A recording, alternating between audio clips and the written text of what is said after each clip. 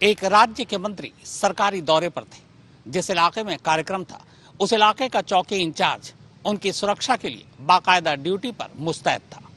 तभी अचानक गोली चलने की आवाज आती है। गोली मंत्री जी को लगी थी और सामने हाथ में सरकारी पिस्टल लिए वही पुलिस वाला खड़ा था।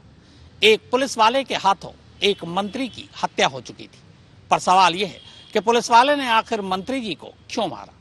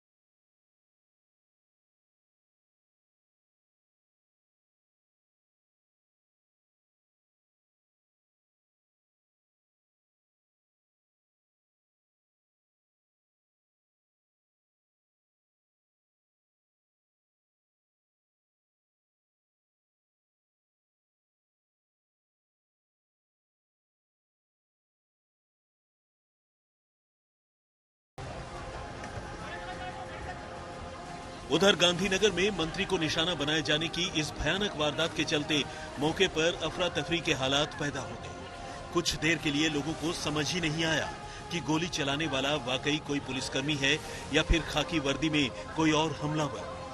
हालांकि आनन फानन में लोगों ने मंत्री पर गोली चलाने वाले पुलिसकर्मी को दबोचने की कोशिश की और पकड़े जाने से बचने के लिए तब उस शख्स ने भी एक एक कर 2 और गोलियां चलाई। दोबारा हुई इस फायरिंग में एक और शख्स जीवनलाल नायक भी जख्मी हो गया। उसे गोली लगी और लोगों ने उसे भी इलाज के लिए अस्पताल में भर्ती करवाया। देखते ही देखते इस वारदात ने सिर्फ झारसुगुड़ा और ओडिशा को ही नहीं बल्कि पूरे देश को सकते में डाल दिया। किसी मंत्री को इस तरह पब्लिक व्यू के बीच गोली का निशाना बनाए जाने की ये हाल के सालों की इकलौती वारदात थी।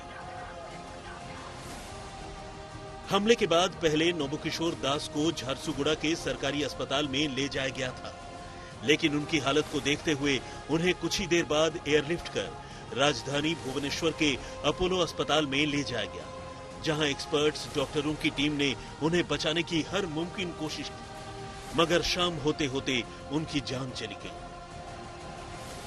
उनका इलाज करने वाले डॉक्टरों का कहना था कि उन्हें सीने में एक गोली लगी थी, जो उनके दिल और फेफड़े को जख्मी करती हुई बाहर निकल गई। फौरन ऑपरेशन के जरिए उनके जख्मी अंगों को ठीक करने की कोशिश हुई। उन्हें आईसीयू केयर में भी रखा गया, लेकिन तेजी से खून बहने की वजह से उन्हें बचाया नहीं जा सका।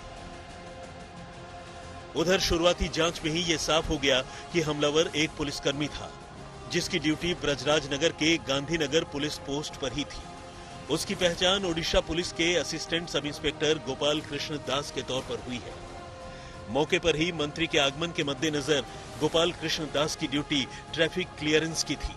आनन फानन में पूरे मामले की जांच के लिए डीजीपी ने 7 मेंबर की क्राइम ब्रांच की एक एसआईटी का गठन कर दिया है और एडीजी अरुण बोथरा खुद तफ्तीश के सुपरविजन के लिए झारसुगुड़ा पहुंच गए हैं। पुलिस ने मौके से पकड़े गए पुलिसकर्मी गोपाल दास को हिरासत में लेकर उससे पूछताछ शुरू कर दी है। लेकिन सबसे बड़ा सवाल यही है कि आखिर एक पुलिसकर्मी ने इतनी बड़ी वारदात को क्यों अंजाम दिया? क्यों एक एएसआई ने सूबे के एक मंत्री की गोली मारकर जान ले ली? क्या इसके पीछे कोई निजी दुश्मनी थी? मंत्री नोबकिशोर दास और हमलावर गोपाल दास का कोई वैचारिक मतभेद? एएसआई की जिंदगी में चल रही कोई निजी परेशानी? किसी पारिवारिक कलह का नतीजा? छुट्टियों का कोई मसला या फिर कुछ और?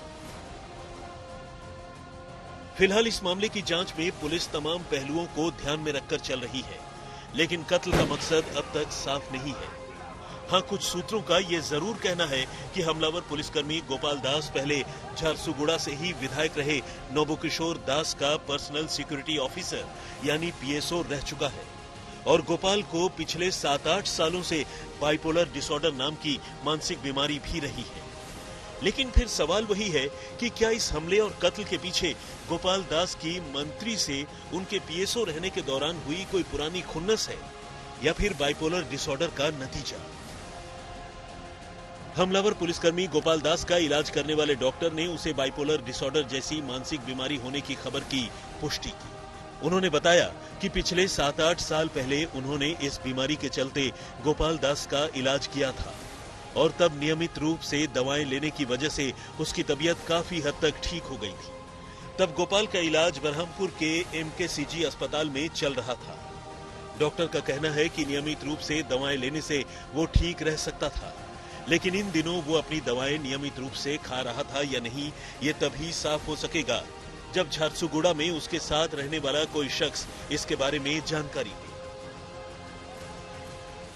नहीं देखो अतीत से मो पाखे चिकित्सा होते 8-10 वर्ष तले मो पाखे वर्षे खंडे रेगुलर आसिक चिकित्सा होते लक्षण भी बहुत कमी जाता रोग न बाहर आम औषध दौलू किंतु मत जहाँ लगुच से औषध रेगुलर खाऊले कि ना हेफाजत करने परिवार लोक तो पाखे नथिले आम कहीपरियानी से केवल झारसुगुड़ा से जो चाकरी करते सांगसाथी हॉस्टेलमेट बा जी भी थे पचारे जना पड़ता आज्ञा भल मेंटेनेंस गोटे मूड स्टेबिलाइजर गोटे आर्टिफिशियल एंटीसाइकोटिक आ सीडेटिव खाऊले।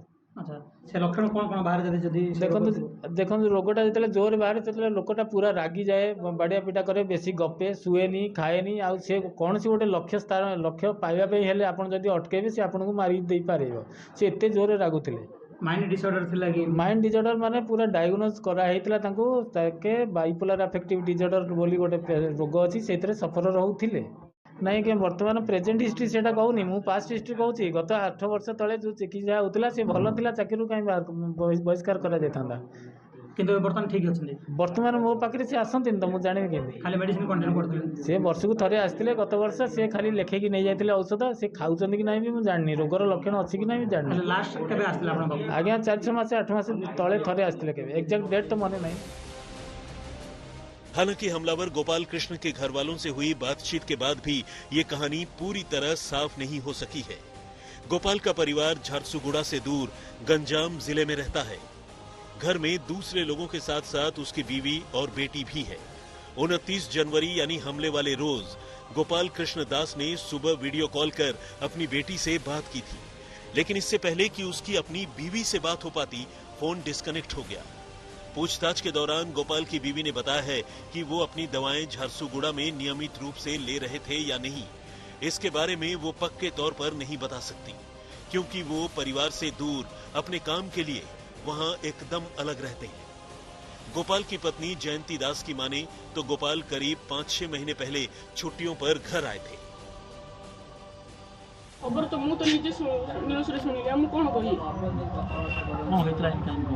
कौन होइतिला कौन पाई बोले केमती जानिबी केमती तो सकाळ କଥା ହେଇନି झियो को वीडियो कॉल करथिले केबे सकाळ 11 तारिख की 5 तारिख वीडियो कॉल करथिले संग संग कहले जे मोर फोन आछि तू रखेली कहले तापर फोन काटी दैछन मु କଥା भी हेनी सकाळ ले मु कोन कहि आगुर कोन प्रॉब्लम थिला आगुर किछि प्रॉब्लम नथिला किछि मानसिक स्तर तांकर माइंड टिके ये थिला खराब थिला को ट्रीटमेंट होले केते दिन दी माइंड रे ट्रीटमेंट होतिला केते वर्ष ला एटा 7-8 वर्ष ला ट्रीटमेंट होतिले मेडिसिन खाइले नॉर्मल ड्यूटी जिबा आसीबा भलो सारा सब होतिले कागु बाडा नाही पिटा नाही किछि रेज ताकर नाही केते वर्ष पूर्व रे आस्तिले घर 4-5 मास तळे आस्तिले घर। वैसे अब हमलावर गोपाल दास को मानसिक बीमारी होने की बात सामने आने के बाद एक बड़ा सवाल यह भी खड़ा हो गया है कि आखिर ऐसे किसी पुलिसकर्मी को इतने संवेदनशील जगह पर तैनात क्यों और किसके इशारे पर किया गया, और उससे भी अहम ये कि मानसिक बीमारी का शिकार पुलिसकर्मी को सर्विस रिवॉल्वर रखने की इजाजत क्यों दी गई। जाहिर है एक पुलिसकर्मी के हमले से सूबे के मंत्री की मौत के बाद ये सवाल भी फिजाओं में तैरने लगा है।